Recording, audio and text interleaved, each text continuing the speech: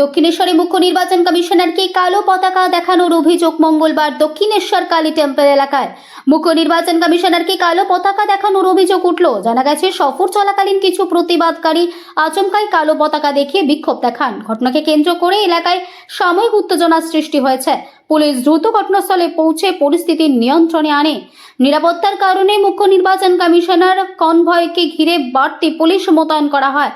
যদিও এই ঘটনা এখনো পর্যন্ত কাউকে আটক করা হয়নি, সেই বিষয়ে স্পষ্ট করে কিছু জানানো এখনো পর্যন্ত হয়নি। উল্লেখ্য, আসন্ন বিধানসভা নির্বাচনে প্রস্তুতি খতিয়ে দেখতে রাজ্য সফরে রয়েছেন জ্ঞানেশ কুমার। বিভিন্ন প্রশাসনিক বৈঠক ও পরিদর্শনের কর্মসূচি রয়েছে তার।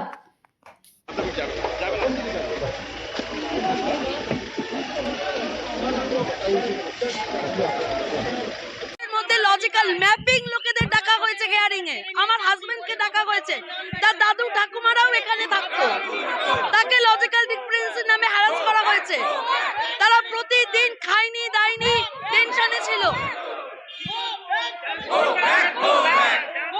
বাংলার মানুষকে যেভাবে অন্যায়ভাবে এসআইআর চাপিয়ে দেওয়া হয়েছে, যেভাবে বৈধ ভোটারদের ডেথ করে দেওয়া হয়েছে, যেভাবে বাংলার ওপর লজিক্যাল ডিসক্রিপেন্সিকে চাপিয়ে দেওয়া হয়েছে, ম্যাপিং ভোটারদের ওপরে অত্যাচার, যেভাবে 80-90 বছরের মানুষগুলোকে লাইনে দাঁড় করিয়ে দিয়েছে, যেভাবে বাংলার 160 জন মানুষকে মারা হয়েছে নির্যাতন কমিশনের মাধ্যমে, তাই আমাদের এই প্রতীকী প্রতিবাদ।